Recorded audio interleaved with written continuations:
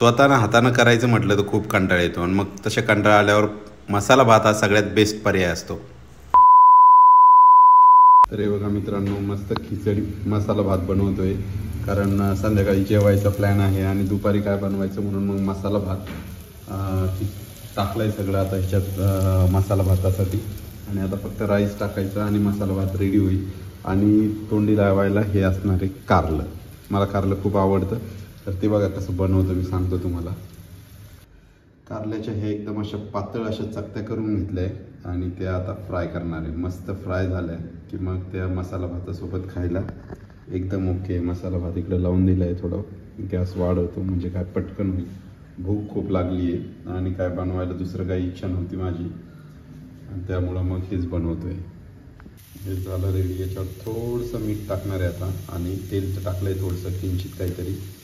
ते म्हणजे सगळं भाजून निघालं. एकदा भाजून निघालं की मग त्याला थोडं उलटं करून पुन्हा दोन्ही साईडनं भाजलं की एकदम छान लागतं असं कुरकुरीत.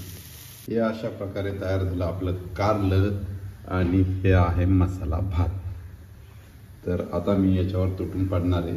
त्याआधी हे झालं आपला मसाला भात, कारलं एका बाजूला आणि सॅलडमध्ये काकडी. आता तर नमस्कार मंडळी, आज सकाळी एक काम होतं त्यामुळं काही ब्लॉग तर बनवता नाही आला, पण आत्ता बाहेर पडलो आहे सकाळी, म्हणजे बऱ्याच वेळेचा बाहेर पडलो आहे. आणि तुम्हाला तर माहिती, मी कालच सांगितलं होतं की काम सुरू झालं आहे. तर आज पुण्यातल्या एका परिसरात म्हणजे खराडीकडे, आता खराडी परिसरात आलेलो आहे मी सध्या. आणि बघा बघू शकता तुम्ही रोडवर सगळं.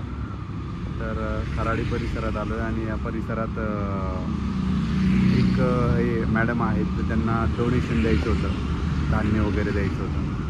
तर त्या संदर्भात इकडं आलो आहे. सध्या तर डोनेशन गोळा करणं चालू आहे आणि जागेचं पण ऑलमोस्ट फायनल झालं आहे आपल्या. आणि आपण कम्युनिकेशनच्या माध्यमातून लोकांना आपण जे वृद्ध निराधार आहे त्यांना आपण जेवण देण्याचा प्लॅन करतो आहे. म्हणजे त्यांना दोन्ही वेळचं जेवण द्यायचं आहे, पण ते सगळं नियोजन प्लॅनिंग चालू आहे त्याचं आता. तर तेच त्या संदर्भातच कालच एक फोन आला होता की तुमचा उपक्रम चांगला आहे, तर आम्ही त्यासाठी मदत करू इच्छितो असं सांगितलं त्यांनी. त्यामुळं मग इकडं खराडीकडं आलेलो आहे, खराडी जवळ. तर आता हे घेऊन तिकडं निघायचं आहे. सांगतो तुम्हाला पुढं काय काय होतं. तर चला भेटतो पुन्हा. बाहेर जायचं आहे संध्याकाळच्याला, तर त्याची तयारी करतो. चला भेटतो मी तुम्हाला पुन्हा. काल व्हिडिओ नव्हता आला आणि आज व्हिडिओ टाकतोय कारण काल काय म्हणजे काल कामातच होतो दिवसभर आणि काय काय केलं तेही तुम्हाला दिसेलच व्हिडिओमध्ये.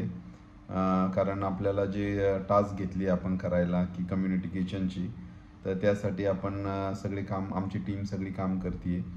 तर एका घरून म्हणजे खराडीमधून एका ज्या आहेत मॅडम आहेत, त्यांनी जवळपास 80 किलो किराणा दिला आहे. म्हणजे त्यामध्ये भरपूर काही साहित्य आहे. तांदूळ असेल, गहू असेल, गहू नाही सॉरी, आटा आहे, गव्हाचा आटा, पीठ आहे गव्हाचं, डाळी आहे, तेल दिलं आहे त्यांनी 5 लिटर. आणि हे सगळं दिलं आहे त्यांनी. पण आपलं काम म्हणजे आमच्या डोक्यात फक्त प्लॅनिंग होतं की आपल्याला हे करायचं आहे, पण सुरुवात कुठून करायची याचाही प्रश्न पडला होता आम्हाला. पण नेमका ज्या दिवशी आमची चर्चा झाली त्याच दिवशी एक फोन आला त्या तहसील मॅडमला आणि त्यांनी मग त्यांना सांगितलं की आम्ही एवढं एवढं ते डोनेशन करणार आहोत, तर तुम्ही कलेक्ट करा. आणि मग काय ते कलेक्ट केलं आणि काही आश्रमाला आणि काही कम्युनिटी किचनला जाईल त्यापैकी. तर जे आहे, तर हे काम फार महत्त्वाचं झालेलं आहे आमचं आणि यातूनच आमची सुरुवात होणार आहे. आता फक्त राहिला आहे जागेचा प्रश्न, तर जागेचा प्रश्नही लवकरच सॉल्व्ह होणार आहे. आणि बऱ्याच कमेंट पण होत्या की दादा तुम्ही काम करताय, आम्हालाही जॉईन व्हायला आवडेल किंवा सेशन घ्यायलाही आवडेल. पण सेशनचं काय, आम्ही एका संस्थेसोबत मिळून काम करतो. ती संस्था जी आहे ती वेगवेगळ्या शाळांमध्ये विद्यार्थ्यांना जवळपास 12-13 तासांचं सेशन असते. तर ते जवळपास 8-10 दिवस जाते त्या सेशनला. तर त्याचे पैसेही देतात ते.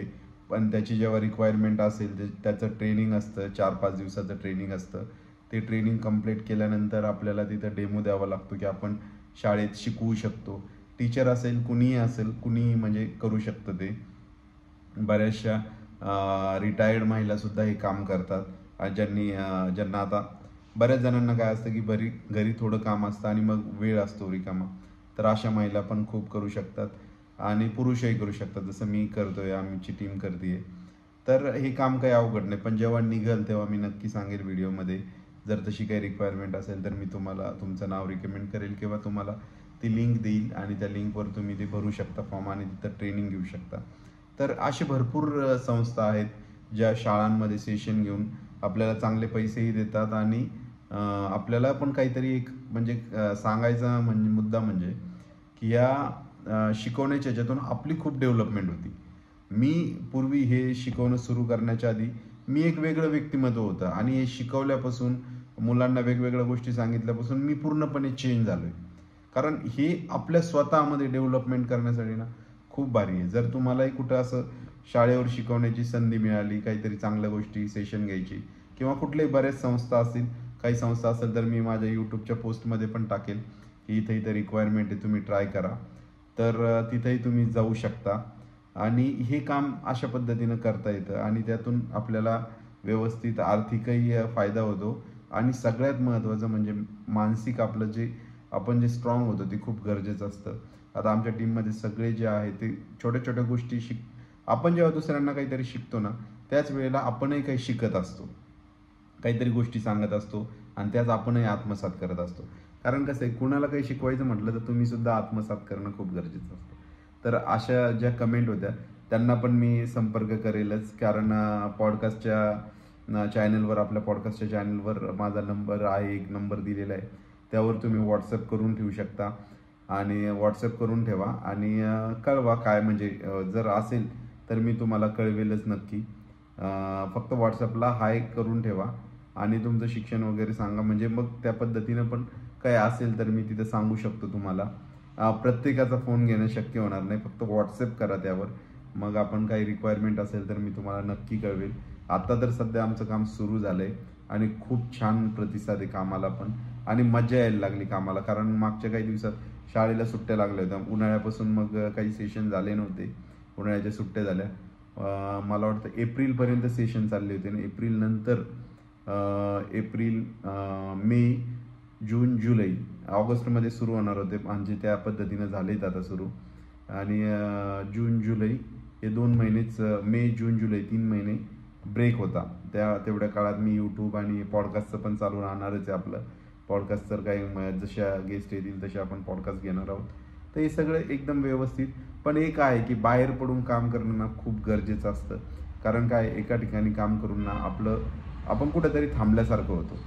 आणि मी यापूर्वी पण पत्रकारितेत होतो, 8-10 वर्ष पत्रकारिता केली, पण मी डेस्कवर होतो, जास्त फील्डवर खूप कमी काम केलं, त्यामुळं कुठंतरी साचले पण आलं होतं. पण ह्या सेशनच्या कामामुळं आणि सोशल वर्कमुळं खूप मस्त काम झालं आहे आणि मजा येते काम करायला. चला, भेटतो मी तुम्हाला पुढच्या व्हिडिओमध्ये. तोपर्यंत गुड बाय.